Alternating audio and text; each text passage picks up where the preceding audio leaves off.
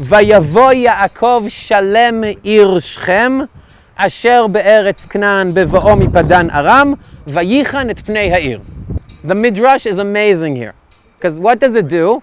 It asks, what is Shalem? What is Shalem? And it will say, the Midrash says, Shalem begufo, Shalem bemamono, no harm done. But now, take a look to your right. See that there's a big Arab town down from the hills. See that? Its name is Salem. So, Shalem is a place. But now I want you to get back to the pasuk I just read. Because it tells you exactly where it is. Vayichan et pnei ha'ir. What is panim? East, because it's panim kadima, it's where I'm looking, right? So east of the city is where Yaakov lived, and the next thing he meets is Ir Shechem. What? What does that mean? It means the following, that I arrive in a space, its leaders live in Shechem. All the farmers and such live in the outskirts. He himself is a shepherd. If he goes with all the sheep into town, what happens? They'll kick him out. So he starts out by being a little bit east of the city, and Vayiken et chelkat hasadeh asher nata sham aholo miyad bnei chamor avi Shechem b'me'a ksita. And he buys the property to dwell near Shechem.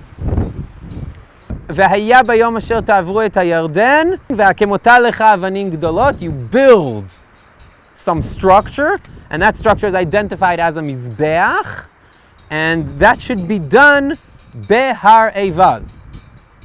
Okay? When does this happen in reality? And Yoshua Perek Chet. In Pasuk Lamed, Az yivnei Yehoshua mizbeach laHashem Elohei Yisrael behar Eival. Pasuk Lamed Gimel, וכל ישראל וזקניו ושוטרים ושופטיו עומדים מזה ומזה לארון נגד הכהנים הלוויים נושאי ארון ברית אדוני כגר כאזרח חציו אל מול הר גריזים והחציו אל מול הר עיבל כאשר ציווה משה עבד אדוני לברך את העם ישראל בראשונה. So let's check carefully what's going on here. Where does this happen? On Har Eival and Har Grizim?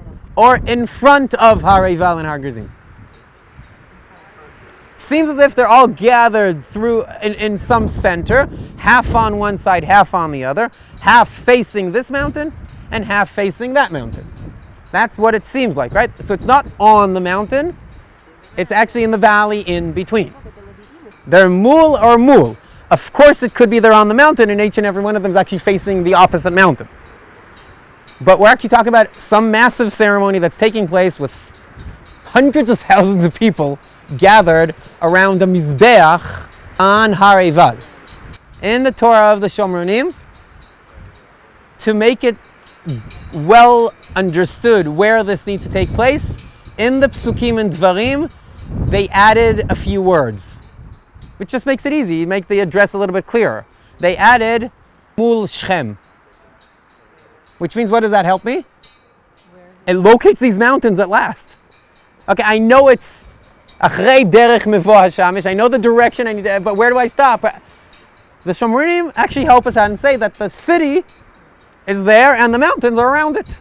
The Shomronim see themselves as remnants of Levi, Ephraim, and Menashe that never left the land. And their Torah is based on 6 of our Sfarim. Bereshit, Shmot, Vayikra, Bamidbar, Dvarim, and Yoshua.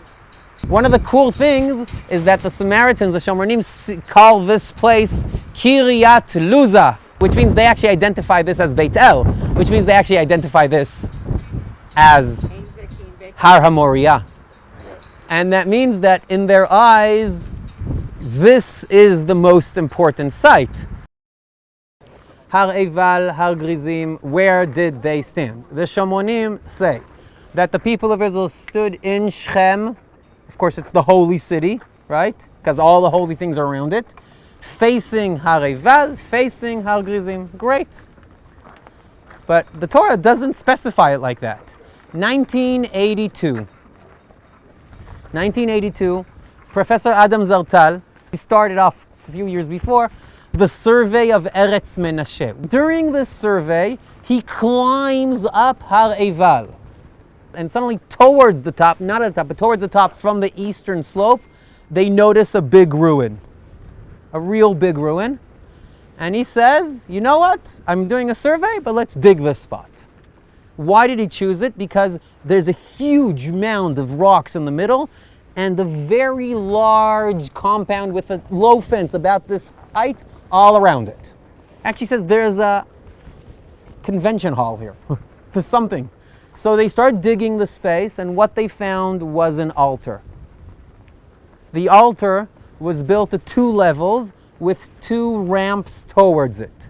One ramp getting to the middle, the other getting to the top.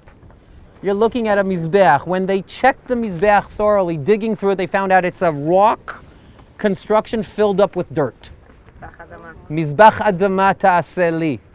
They continue digging in, and they find loads of ashes, loads of animal bones, loads of offerings, loads of finds that are connected with truma. This is something serious. He identifies that as the Mizbeach Yehoshua built on Har Eival. If you ask, what is the archaeological find that corresponds or connects in such a good way to what is directly written, is that? Why? Because the archaeological finds, which means the little pottery vessels, are all from the days of the early Iron Age, which means the days of the Hitnachalut and Shoftim. It's just from that period directly. But the cool thing is that afterwards, it was covered up on purpose by huge blocks, just a huge amount of rocks, concealing it off, which means it was a temporary used spot, not to be worshipped in again. Which is like the end of... Which works quite well with, don't use this Mizbeach anymore, like at the end of Yoshua when the Gad, Reuven, and Chatzi Menashe go back home.